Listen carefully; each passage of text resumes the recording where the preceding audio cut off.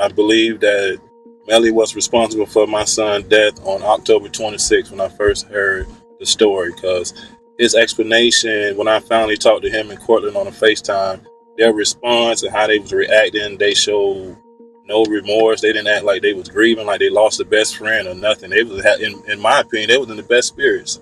Judgment Day has finally come. Now the YNW Melly murder trial is currently underway, finishing day 3. The Florida rapper Melly is being charged for a double murder involving his 2 childhood best friends, YNW Sack Chaser and YNW Juvie. The prosecutors believe that Melly staged a drive-by shooting with his co-defendant YNW Bolin to cover up this cold-blooded murder, and this trial is simply going to be a battle of the experts. This is a synopsis of day 2 and 3. So everything leading up to this trial over the last 4 years was covered in my last video. This YNW Melly murder trial is insane, which is something that I recommend you watching after this video for the full context pertaining towards this trial. YNW Juvie's father spoke out against the nonchalant demeanor of Melly and Bolin when they spoke on FaceTime days after the murder, and how Melly had no remorse or guilt when his 2 friends died, which made Juvie's dad as a father question if they had a hand in his death. Melly, Sack Chaser, Juvie, Bolin are all childhood friends. They grew up together, they went to the same elementary school, they went to the same high school, and they've been locked in since they were kids. So why would Melly then go and kill his 2 best friends for no apparent reason?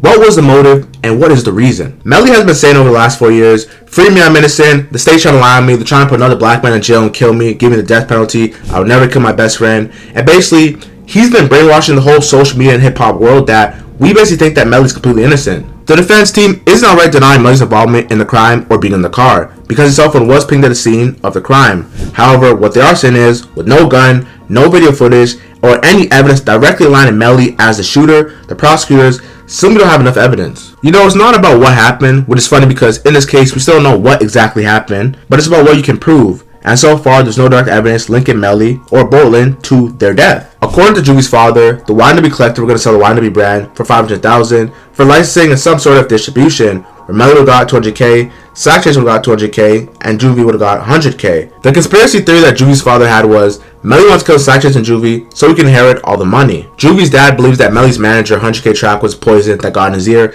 and started feeding him nonsense like, you're going to be the star, you don't need these guys, you're the biggest right now, and you're going to be the face that shines the most, so let's just get rid of these guys. Mind you, for clarity, this was the opinions of Juvie's dad, not my own. The craziest part of this case is that Juvie and Bolin, one dead, one alive, were step siblings, which caused rift in both families, as one family saying, free my son, another person saying, I want justice for my son. Juvie and Bolin share a sister, and Juvie and the sister have the same dad, which was shown in the intro clip.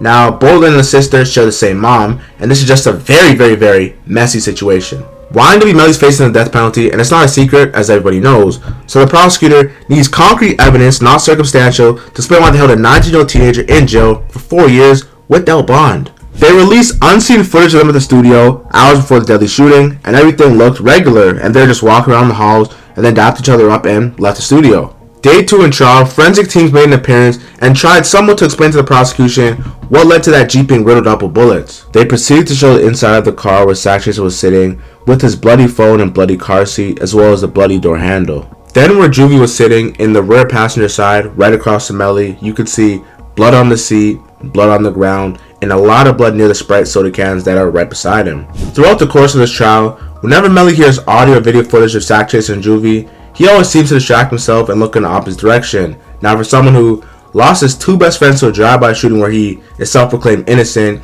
you would think he'd have some form of survivor's remorse and feel guilty that he lived. Also, when Melly looks into the crowd and sees family members of the victim, he turns away. Now, for someone who lost a son and someone who lost a friend, Melly, you would think you'd have no problem looking at the victim's family because they both took a loss. However, like the father said, they just been moving straight like nothing ever happened, and they had bigger plans. The main crucial circumstantial evidence is Melly's at the crime scene when the crime happened, and there's actually a shell casing from an unknown firearm, because there was no gun, of course, on his side of the car, which insinuates that Melly shot a gun because the shell casing was in the side of the car.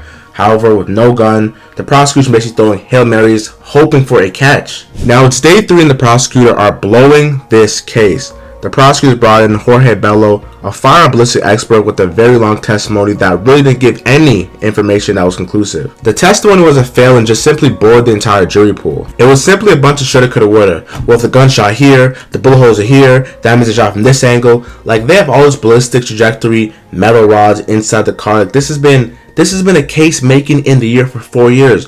The way how the prosecutors are so unprepared. They had 4 years to put Melly to the test. Like, I'm speaking from a non-biased perspective.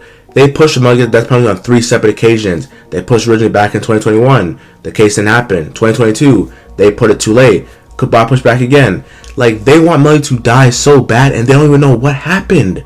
Like, rather than solving the case, or basically finding someone who did the crime and solving the case with the evidence, they're trying to use Melly to solve the crime. Like, they're trying to make him their fall guy. Like, they have no evidence that directly points towards Melly. And it's like, as a hip-hop fan, you love to see your favorite rappers coming home. But as someone who's actually watching this case, it's kind of frustrating because it's like, wait, you had this guy in jail for 4 years and you don't even know who shot the gun, what type of gun was there. You don't even know where they're sitting in the car. He wasn't there when he came to the hospital. It's like, how did this make it to trial? When the defense was cross-examining the crime scene analysis, they caught them in the rudest contradicting statement using leading questions. Now, day 3, the woman a part of the crime scene analysis team admitted that if evidence of a crime was grouped in the same area, she would use the same pair of gloves, risking cross-contamination. That in various parts throughout your report, it indicates the sentence begins before it lists the items that you retrieved using a fresh set of latex gloves, right? Yes, that's because you use a fresh set of latex gloves for each particular item that you retrieved? Not necessarily. If the items that we're collecting are grouped together in a group, then that's usually the same set of gloves they're already touching. Oh. If I'm changing areas, then yes, I will change my gloves. Okay. So if you put on a set of latex gloves, let's take, for example, we saw a photograph that juxtaposed condoms with a Bible. Okay. Unholy matrimony, right? Okay. And you found them in the same location, that's why you took them in the same photo? Yes, sir. And you were presuming, therefore, that the same person put the Bible in there and the condoms in there? Or were you risking contaminating them by using the same gloves to retrieve them both? They were all already grouped together, touching, so if there was any contamination to be done, it would have already happened. They were all bound together in the same place. This defense attorney is cooking this prosecution. He basically lined her up, took her by the hand, and got everything that he wanted out of her, showing that this was indeed an incompetent investigation performed by the prosecutor and the police. Day 3 had this older man from the crime scene analysis team who was being truthful and almost too honest, as he admitted to changing his gloves every time he encountered new evidence or new material at a crime scene, which actually contradicts what the woman said the day before, because she said if stuff is in the same place, I'm using the same gloves because it's already been cross-contaminated and doesn't make a difference. However, you have this older guy using a different procedure, which shows, half the team was doing it right, half the team was doing it wrong. It is basically a sloppy investigation. Not only was it a sloppy investigation involving the crime scene, it became horrible for the prosecution's credibility when Melly's main attorney, David Howard, eviscerated the older man about the accuracy of the ballistic trajectory test. Assuming they're both extending the firearm from their body at the same angle,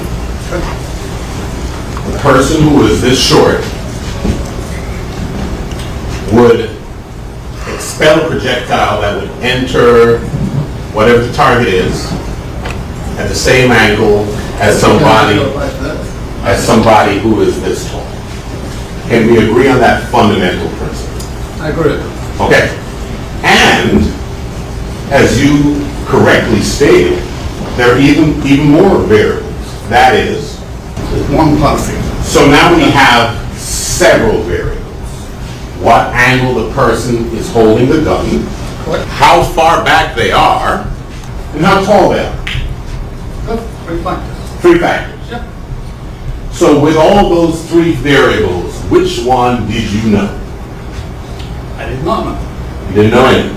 I know. So would you agree with me that when you have 3 variables at a minimum, there are probably more that we haven't considered, 3 variables that affect your analysis, none of which you know, you would agree with me that your exercise was essentially a futile one. You said you don't know everything. In this scenario, you don't know anything, correct? I agree with you. I didn't know anything about what happened. Okay. I never saw a video. They had no gun, didn't know the size or the height of the width of the shooter, or which angle the gun was shot from.